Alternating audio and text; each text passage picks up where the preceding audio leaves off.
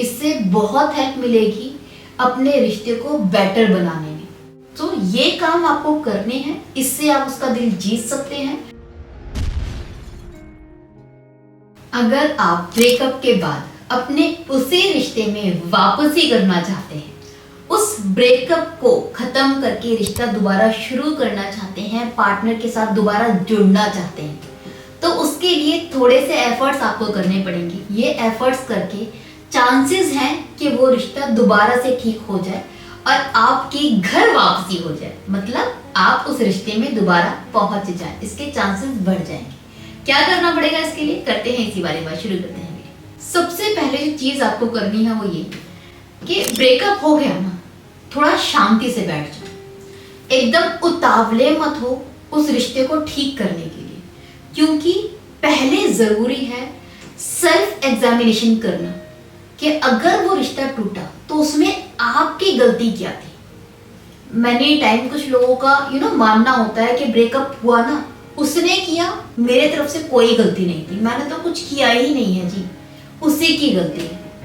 Believe भी, कोई भी रिश्ता जब टूटता है किसी एक की गलती की वजह से वो कभी नहीं टूटता, कम या ज्यादा दोनों की गलती होती है। हो सकता है आपकी थोड़ी कम गलती रही हो, बट बिल्कुल नहीं है, ये नहीं हो सकता।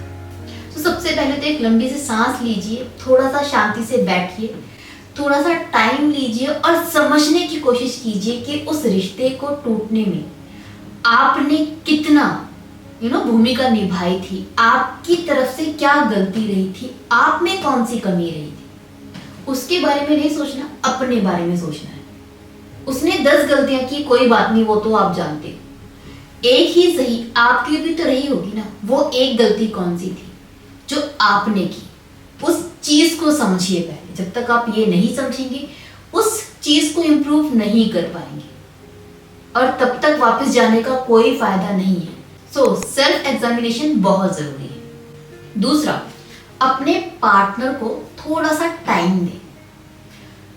अक्सर क्या होता है, जैसे ही ब्रेकअप होता है, पार्टनर झगड़ता है, वो दूर चला जाता है, तो आप एकदम ही पीछे पड़ जाते हो, सॉरी सॉरी सॉरी सॉरी, पीछे पड़ते हो, कॉल करते हो, मैसेज करते हो, वो ब्लॉक कर देगा तो अदर नंबर से कॉल करोगे, 10 नंबर खरीद लोगे, 10 आइडिया बना लोगे, फेसबुक आईडी से मैसेज कर रहे हो, इंस्टाग्राम से मैसेज करते हो, एकदम ही बम बरसा देते हो उसके ऊपर, पागल हो जाते हो कि यार बात क्यों नहीं कर रहा। ये पागलपंती छोड़ो, कोई फायदा नहीं है। जब कोई इंसान नाराज होता है ना, तो वो सिर्फ सॉरी से नहीं मानता, उसको थोड़ा सा टाइम चाहिए होता है सोचने समझने के लिए। उसको भी थोड़ा टाइम दीजिए। जब वो अकेला रहेगा तभी वो भी सेल्फ एग्जामिनेशन कर पाएगा। उसे भी ये सोचने की जरूरत है कि गलती कहां पर रही जो उसकी थी, उसके तरफ से क्या गलत रहा, उसे कैसे सुधारना है चीजों को। तो अपने पार्टनर को थोड़ा सा हील होने के लिए, जो दुखी है, थोड़ा सा सेल्फ एग्जामिनेशन करने के लिए टाइम तो चाहिए। तो अपने पार्टनर के पीछे पड़ मत जाओ सॉरी बोलते बोलते, मनाने के चक्कर में। सॉरी बोलकर उसको थोड़ा टाइम दे दो, सोचने के लिए, समझने के लिए। 1-2 महीने अगर आपका पार्टनर आपसे बात नहीं करता, which is okay. Many time आपको ऐसा लगता है कि यार 1-2 महीने अगर बात नहीं करेगा तो मूव ऑन कर जाएगा। अरे सालों का प्यार अगर 2-3 महीने बात नहीं हुई, ऐसे में कोई इंसान कैसे मूव ऑन कर सकता है। और जो मूव ऑन हो गया मतलब इतनी जल्दी वो तो प्यार ही नहीं करता।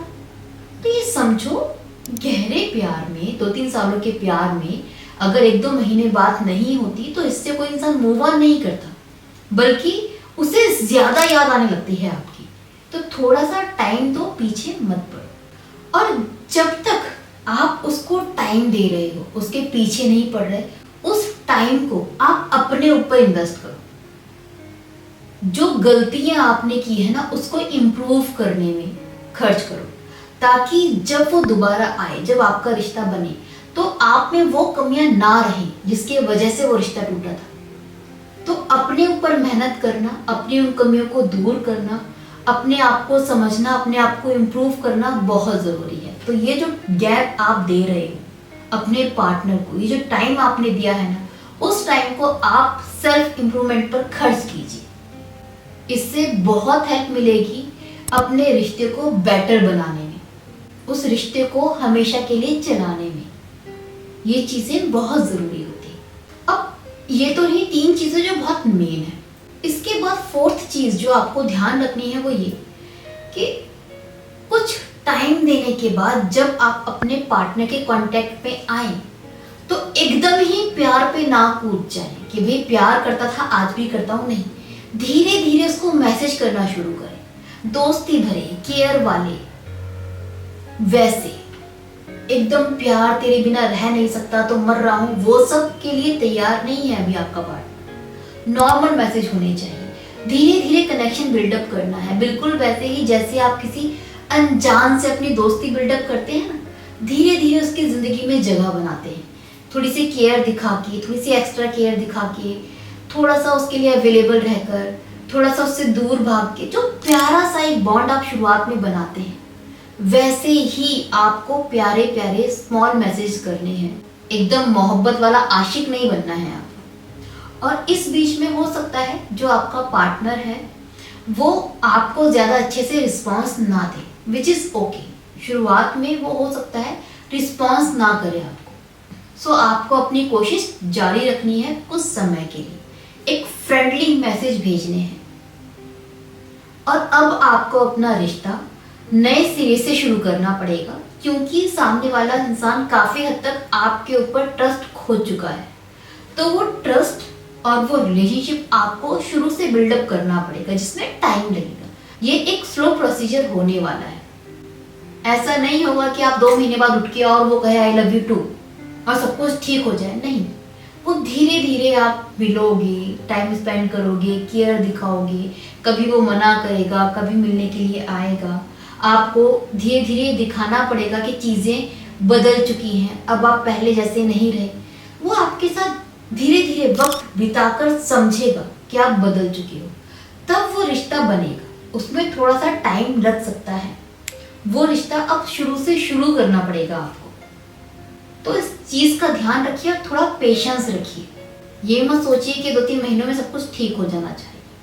सो ये अगर आप 5 चीजें करते हैं अपनी लाइफ में तो आई एम श्योर काफी हद तक चांसेस हैं कि आपका रिश्ता ठीक हो जाए, आपकी उस रिश्ते में दोबारा से वापसी हो जाए। बट इसके साथ में मैं ये जरूर कहना चाहूंगी कि इस बात की कोई गारंटी नहीं है कि 100% ठीक हो ही जाएगा, क्योंकि ये भी हो सकता है ना कि वो इंसान इतना हर्ट हो चुका हो आपसे कि अब उसमें गुंजाइश ही नहीं है आपसे दोस्ती करने में या रिश्ता रखने में, या फिर उसकी जिंदगी में कोई और आ चुका है।